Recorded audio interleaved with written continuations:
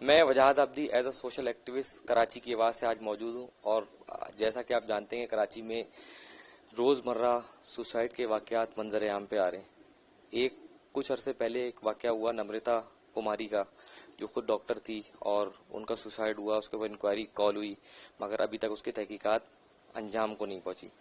وہ انکوائری انجام تک پہنچی نہیں تھی کہ کراچی یونیورسٹی جامعہ کراچی کے اندر کرمنالوجی ڈپارٹمنٹ کی اقسام مقصود کے ساتھ بھی ایک واقعہ پیش آیا، جس کی پراسرار موت ہوئی، اسمبلی میں آواز اٹھی، تحقیقات ہوئی، مگر ان دی اینڈ کوئی بھی حقائق سامنے نہیں آ سکے۔ کچھ عرصہ ہی قبل گزرا تھا کہ اب جامعہ کراچی میں ایک اور نادیہ اشرف جو پی ایچ ڈی ڈاکٹر بننے جا رہی تھی، 15 سال سے ان کی پی ایچ ڈی کی ڈگری کلیئر نہیں کی جا رہی تھی۔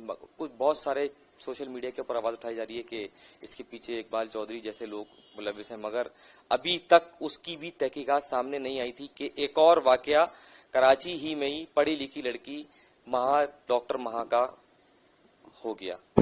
افسوس کے ساتھ کہنا پڑتا ہے کہ کراچی، سندھ میں اور پاکستان میں لوگ کہتے ہیں سیلاب آتا ہے، مگر ہم سوشل میڈیا پہ یہ کہنا چاہتے ہیں کہ ایک ٹرینڈ چل گیا ہے کہ لڑکیاں خودکشی کر رہی ہیں اور اس کا سیلاب آ چکا ہے کراچی میں اور پاکستان میں۔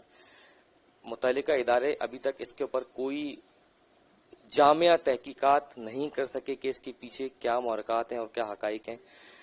ڈیفینس کلفٹن میں کہا جاتا ہے کہ ایک ریکٹ کام کرتا ہے جو لڑکیوں کو منشیات سپلائی کرتا ہے اور دوستی کے بہانے ان کو سگریٹ میں، شیشہ میں ایک ڈرگس ملا کے پلا دیتا ہے اور اس کے بعد ان کو مس یوز کرتا ہے اور ان کی پکچرز لیک کر کے ان کو بلیک میل کر کے اس ریکٹ میں شامل کیا جاتا ہے اور ان سے منشیات سپلائی کرایا جاتا ہے۔ کیا قانون کی آنکھ اتنی اندھی ہے یا قانون کا ہاتھ اتنا چھوٹا ہے کہ وہ اس ریکٹ کو گرفتار نہیں کر سکتا؟ اس کے پیچھے کون سے لوگ ہیں؟ آج ہمارے ساتھ موجود ہیں ڈاکٹر مہا کے والد ڈاکٹر آصف شاہ صاحب، ان سے ہم کچھ جاننا چاہیں گے اور ان سے سوال کریں گے کہ ان کی بیٹی کا واقعہ کیسے ہوا۔ جی میری بیٹی جو ہے وہ جیسے آپ کو پتا ہے کہ ڈاکٹر تھی، وہ اپنی ہاسپٹل سے جاب کر کے آئیں اور آ کے سو گئیں، اور وہ سوتی میرے ہی روم میں تھی، میرے بیٹی دوسری بھی، ہم سب ایک ہی روم میں سوتے تھے۔ یہ ہم ابھی شفٹ ہوئے تھوڑے عرصے پہلے۔ میں اپنے گیسٹ سے مل کے جیسے ہی اوپر گیا اور اپنے روم میں گیا تو میری بیٹی نے بولا کہ آپ آگے بابا؟ میں نے کہا ہاں بیٹا میں آ گیا۔ اس سے بولا لائٹ آن کروں؟ میں نے کہا ہاں بیٹا لائٹ آن کرو اور مجھے پانی پلا دو۔ پانی لے کے میرے پاس آئی، اس نے مجھے پانی پلایا اور بولا باہر نکلی ہے، اور ودن 2 or 3 منٹس جو ہے فائر کا آواز ہوا۔ میں باہر نکلا کیونکہ اس وقت مجھے نہیں اندازہ تھا کہ یہ فائر کا آواز ہے، کیونکہ دروازے بند تھے، میری بیٹی کو مرگی کے دورے پڑتے تھے۔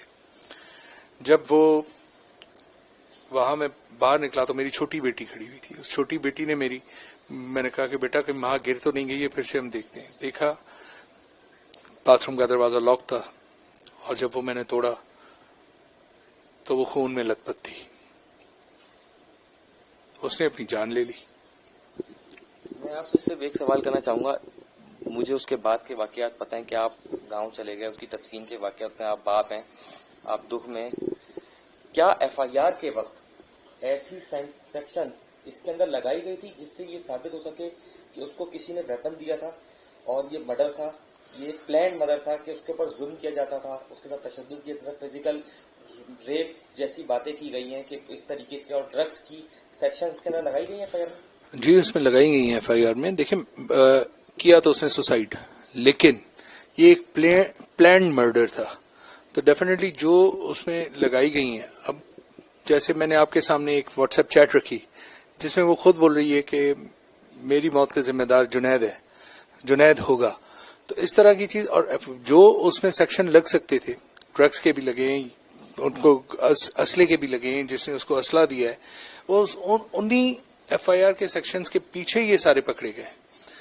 جنید اور وکاس باہر ہیں، امید کرتا ہوں انشاءاللہ وہ بھی جلد پکڑے جائیں گے۔ سوشل میڈیا پہ ایک بحث چھڑی ہوئی ہے کہ جنید اکرم ایک بہت بڑا ریکٹ چلا رہا ہے آئس کا، اور اس کی بہن بھی اس میں ملوث ہے. وہ بھولی بھاری لڑکیوں کو پھنساتی ہے, بات کرتی ہے, اور پھر اپنے بھائی کے ساتھ مل کے اس ریکٹ کے اندر اس لڑکیوں کا اضافہ کرتی ہے, اور پھر ڈیفینس کلفٹن میں منشیات کی سپلائی کرتی ہے. کیا اس کے پیچھے کوئی حقائق ہیں, ایسی کوئی باتیں آپ کے سامنے آئی ہیں؟ دیکھیں میری بیٹی کے ساتھ یہی تو ہوا ہے کہ وہ جو میوش نام لڑکی ہے اس نے اس کو پہلے دوست بنایا, اس کے بعد اپنے بھائی سے ملوایا اور ان کی یہ دوستی ہوئی. تو ڈیفینیٹلی یہ کرتے ہوں گے اسی طرح. یہ آپ کے سامنے ہے میری ماں میری بیٹی کا مثال, اور اسی طرح یہ پورا ایک ریکٹ ہے. یہ اپنا بزنس چلا رہے ہیں, راتوں رات امیر ہو جاتے ہیں, ڈیفینس میں آ کے بنگلے خریدتے ہیں, اور اس کے بعد جو ہے نا. ایک اور چیز میں یہاں پہ انکشاف کرنا چاہوں گا کہ اگر آپ ان کے آئی ڈی کارڈز دیکھیں تو انہوں نے اتنا بڑا جرم کیا ہوا ہے کہ 5 فیملی ممبرز کے جو ووٹر لسٹ میں نام ہے وہ شہر کے مختلف علاقوں کے. کوئی ایک یعنی ایک فیملی ہے تو وہ ایک جگہ رہے, تو یہ اسی طرح ان کے الگ الگ, کوئی لیاری میں ووٹ داخل ہے, کوئی کلفٹن پہ داخل ہے, کوئی ڈیفینس کے دوسری ایریا میں داخل ہے. تو یہ سارا اس طرح ان کا کوئی ہے ان کا ایسا سیٹ اپ جو وہ چلاتے ہیں اس طرح.